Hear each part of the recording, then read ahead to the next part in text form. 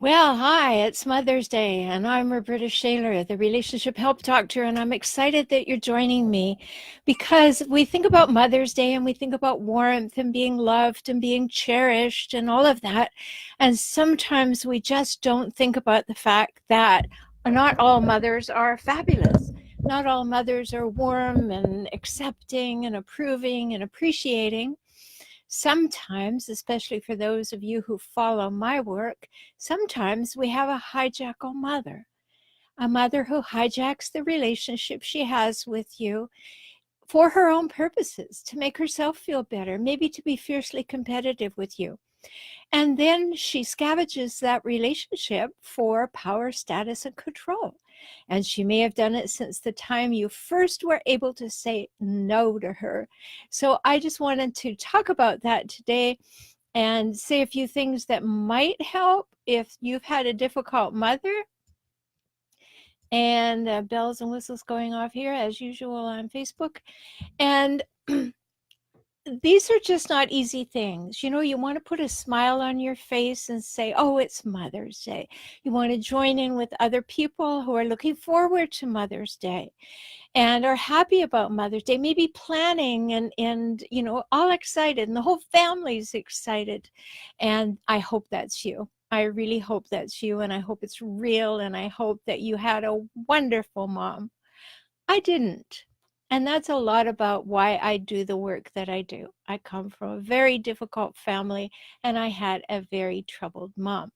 So I really know a few things about these things. So I'm not going to say too much about the Mother's Days that are all smiles and everything is wonderful, real smiles, genuine smiles. I want to talk a little more and give you a few insights if you're actually doing Mother's Day through gritted teeth. Like, oh, it's Mother's Day. What am I going to do? What might she do? How might she be rejecting? How might she put down what I bring? Or I can never do it right. Or I will always be at fault. Those are the kind of moms that we put in the hijackal category. You have one of those. It's important to know if you do. It really is. Because then you can know that it's not your fault. It's not your fault what's going on. And that's important, really important to know. So if you're able to look forward to that special day and it's all going to go really well for you, great. But if it's not, you're braced, your teeth are gritted, your fingers are crossed, you've got one foot on the floor ready to run, anticipating being broadsided or ignored. Well, those things happen, and it's really important to just know that, even if you're somewhere in between. So as I said, if you're in the all smiles division, yay, that's great. Everything is good for you. I hope your children will be great to you. Maybe you've got an alienated hijackal ex or partner and they're going to take that away from you. I'm sorry, but here are some things that might help you. Now, if you're in the gritted teeth division of Mother's Day, these things can really help you because we want to know how to improve our relationship with our mother, if it's possible, once we've grown and flown, right? Once we have moved on. And this is important. I know I'm watching for your comments. I'm glad to see you here, Rick. So if you want to feel loved and accepted and acknowledged and nurtured and supported by your mom, that's natural. But maybe your mom doesn't have that to give. Maybe somewhere in her upbringing, she just missed that. In order to survive, she became a person who had to be hypervigilant, looking out for herself all the time. And therefore, she became a hijackal person. And once we've flown the coop, we have to look back and say, all right, I don't want to stay in that situation forever. I don't want to stay stuck, right? I have to acknowledge it. I've got to leave that wonderful world of denial saying, oh, maybe mom will like me one day. Maybe mom will be different one day. It's highly unlikely that she will if that pattern's been there. And I love your hopefulness. I love your optimism. And believe me, I know that somewhere inside you think there's some magic key that if you did something, if you were more compassionate, if you were more loving, if you were more perfect, if you were more successful, if you did what she wanted you to do, she would change. But if you got a hijackal mom, she's not going to change. Have you noticed that? This is the way it is, right? So very, very important to follow up with that idea, because how can you be different when mom is likely to be the same? So I just want to go through a few things. If you have questions, you could put them in the box down there. I hope you'll like my page while you're here. If you recognize you have a hijackal mom, or you're wondering if you do, go and download my free ebook, How to Spot a Hijackal, at forrelationshiphelp.com. Just click on the hijackals tab. So how can you be different when mom is likely to be the same? Well, first of all, I hope you can open your heart to everybody, because it hasn't been safe to have an open heart. And I did this experiment once. I don't know if you'd be interested in doing it, but I decided that, my mom was difficult. She was cold. She was offensive. She was judgmental. She was mean. She was lots of things. I didn't want to be like that. So because I spoke all over the country, I was often in airports. So I did an experiment. And that experiment was to go to the airport early, get rid of my baggage, and then walk around and just saying, all right, I'm going to be a blast furnace of love. I'm just going to push it out no matter anybody in my path. And good things happened. Babies smiled at me, and little children wanted to talk, and people asked me for directions, and other people smiled, and it made a difference. So first of all, I got to choose who I am, regardless of who my mother was. That's important. So when you're focused on your behaviors and your beliefs, and what other people do is relatively immaterial. And I don't mean to make that sound so easy. It isn't. But I hope that you can get some help and get to the place where, yes, it's a shame that your mom wasn't nurturing. Your mom doesn't have it to give. But let's not have that be the thing that makes our life difficult forever. Yeah, we missed something. We definitely did. And maybe we can never get it back. However, we can find nurturing people to be with. We can find people who love and accept us and appreciate us just the way we are. We can find people who will even say they approve of us. And if mom didn't do that, go find some of those other people. Don't be waiting around for mom. She's unlikely to change. Got that? She is unlikely to change. And you can stand on your head and spit wooden nickels forever, and she's probably not going to change. So give up your expectations that mom is going to be different, and just see who she is and how she is. And then live from who you are rather than reacting to others. I love this story that I read once about this fellow, a chiropractor, and he'd been to a seminar. Go to seminars, everybody. He'd been to a seminar, and the person in charge has said that every time a client comes in, you've got to find a way to love them. You've got to find some way to love them.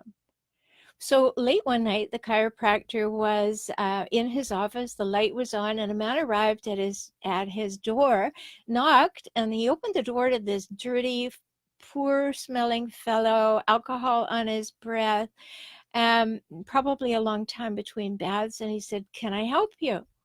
And the man didn't say anything. So the chiropractor thought, well, what can I do? Well, I could give him an adjustment. So he asked the man to lie down on the table, which he did. And then the man remembered the seminar, and he said, okay, I got to find a way to love this guy. He smells bad. He's not speaking to me, but he came. He must hope I can help him. So he noticed the fellow had new shoelaces, and he thought, okay, new shoelaces. That's cool. I can love him through the shoelaces. So he just did that. I love his shoelaces, and therefore I am going to treat him with love. So he gave the fellow the treatment, and he went on his way. And a few weeks later, a gentleman came into his office, very corporate looking, very, very much together. And he introduced himself to the chiropractor, and he said, I don't think you recognized me. And the chiropractor said, well, no, I didn't. I don't. Where should I recognize you from? And he said, well, I was here a couple weeks ago and I was out on the street. I was lost. I'd been drinking. I was just in a really terrible way and I was confused. It was the lowest point in my life. And I saw your light on and I was just hoping that maybe somebody would give me a little bit of reason to live. And he said, even though I couldn't talk to you, I was just immobilized. He said, you were kind to me and I want to thank you for that. And that love that you showed me allowed me to go home and get rid of my alcohol and get on a better path. And I'm so grateful. So we can find a way to love mom through the shoelaces.